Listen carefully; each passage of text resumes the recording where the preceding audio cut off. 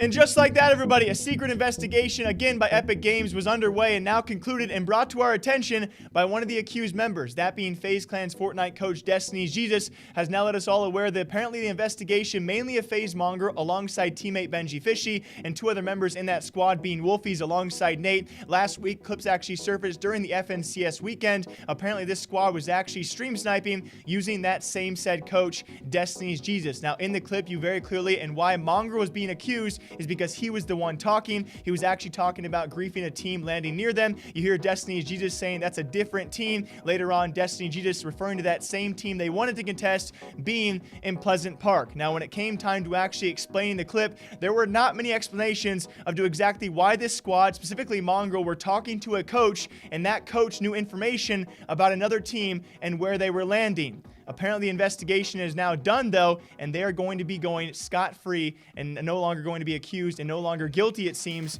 brought to us by an Epic Games investigation, which we never really knew about unless Destiny would have tweeted out. So very quickly, here's that clip, guys, of apparently Mongraal using their coach, Destiny's Jesus, to stream snipe during a very large Fortnite event. We're griefing them, we're griefing them.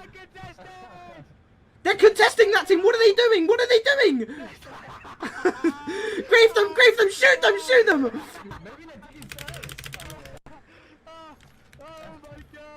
Oh my gosh, that is so funny. Different team though, different team. Wait, are they contested, Destiny? Yeah, they contested. They went Pleasant? Yeah, it's a different team. Wait, they went Pleasant? Pleasant? What are they doing there? And I don't know, guys. You know, whenever I cover FaZe Clan, whenever I cover them in a negative light of any sense out there, a ton of people jump on me. If this was any player out there, any pro, any team, any org, I cover this in the same sense of this is just straight up suspicious, and we never got an explanation.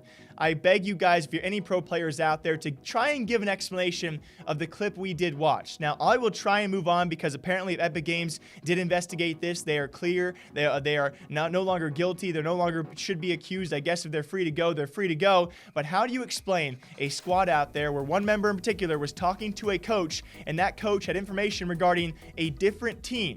How did he acquire that information? Why did he give that information? It's blatantly against the rules to, of course, communicate with anyone who has information on other teams, especially if he is watching their streams. How can you explain away that clip is the giant overall question I see a few hardcore people out there really trying to dig into. But apparently, if Epic Games, according to Destiny, who did post this past weekend, they properly investigated that. And by the way, as well, these finals were also now recorded from everyone's POV. Congratulations. I wish the same recordings were out for the event that we're actually accusing you of, but okay, that's fine. The same thing kind of came around the Ziff and Ronaldo case. Everyone was accusing them. In the very end, even during Epic's investigation, you know, we had Ziff and Ronaldo come out and say that there wasn't really that much evidence, there wasn't enough evidence, but they'd be stepping back either way. You know, I don't know. It just doesn't ring the right bell with me, guys, and I'm very curious if anyone out there wants to give a great explanation. I'll be looking through all the comments. How do you explain away the clip? I know some people out there will say it's not substantial evidence, but at the very least, I think a lot of us can agree it's pretty suspicious evidence, especially when you have a video out there posted by Mongraal's editor, and that clip has now been taken out of the video. No response from anyone on this to actually explain themselves. Even Destiny doesn't try and explain the clip. He just simply says, hey, it's been investigated by Epic Games. I guess we'll try and move on. I'll try and move on. It's suspicious, though. Can anyone deny that? They're free to go, okay? I will try my best to not bring this up. It's going to be hard not to, though.